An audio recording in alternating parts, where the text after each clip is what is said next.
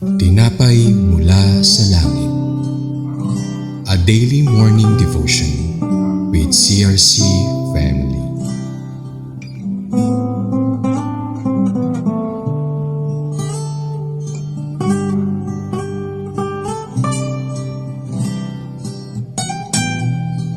Isang mapagpalang umaga mga kapatid, ako si Sister Rhea Saliedo ng CRC Chess Daughter Church, 13 Martires City, Cavite. Samahan po ninyo kami sa ating programang Tinapay Mula sa Langit, ang pang-araw-araw nating debosyon sa salita ng Diyos. Ngayong umaga ay matutunghayan natin ang salita ng Diyos mula sa Aklat ng Hukom, chapter 14, verse 12 to 14. Ngunit bago po tayo magpatuloy, tayo dumako sa maikling panalangin. Panginoon, salamat po sa biyaya at pagpapala mo sa amin araw-araw. Salamat sa kalakasan at pag-iingat na iyong ibinibigay. Patawarin po ninyo kami sa aming mga kasalanan. Bigyan po ninyo kami ng knowledge at wisdom upang sa ganon, ang iyong banal na salita at mensahe mo lamang ang aming marinig at maunawaan. Ang lahat po ng ito ay aking itinataas sa tanging pangalan ni Jesus. Amen. Ang pamagat po ng ating tatalakayan ngayong araw na ito ay Samson possessed a riddle concerning the lion and the honey. Bababasa po natin sa Aklat ng Hukom, chapter 14, verse 12 to 14. Verse 12. Naisipan ni Samson na sila'y bigyan ng palaisipan. Ang sabi niya, mayroon akong bugtong. Kapag nahulaan ninyo bago matapos ang 7 araw na handaan, bibigyan ko kayo ng 30 pirasong pinong lino at 30 magagarang damit. Verse 13. Ngunit kung hindi ninyo ito mahulaan, ako naman ang bibigyan ninyo ng 30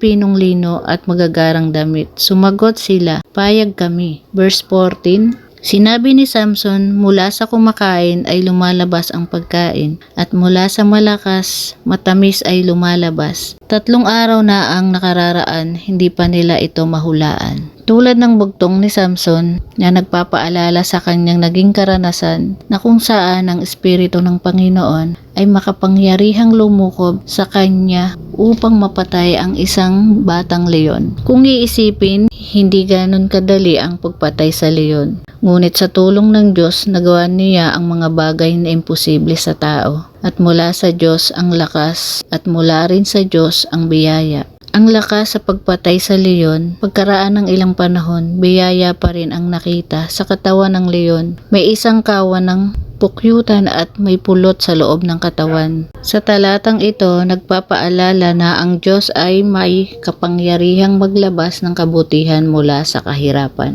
at tamis mula sa pagsubok. Kapag tayo ay nagtitiwala sa Panginoon, hayaan natin siyang kumilos sa ating buhay.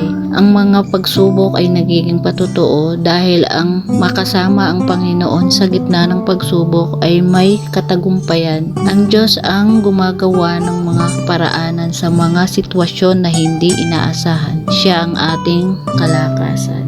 Tayo po ay manalangin. Panginoon, salamat po sa inyong mensahe mula sa iyong banal na salita. Salamat sa knowledge at wisdom na iyong ibinigay. Nawa po ay maisa puso at magamit ng bawat isa ang mensahe mo sa aming pang-araw-araw na pamumuhay.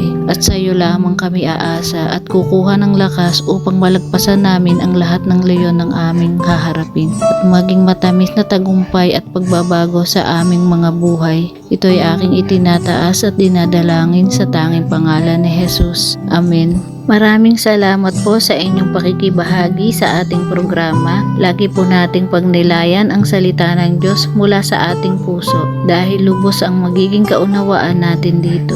Muli po ninyo kaming samahan bukas sa pagnilay ng kanyang mga salita dito sa programang Tinapay Mula sa Langit. Malaya po ninyong i-share ang video na ito upang kayo rin ay maging pagpapala sa iba. Pagpalain po tayong lahat ng ating Panginoon. Magandang umaga.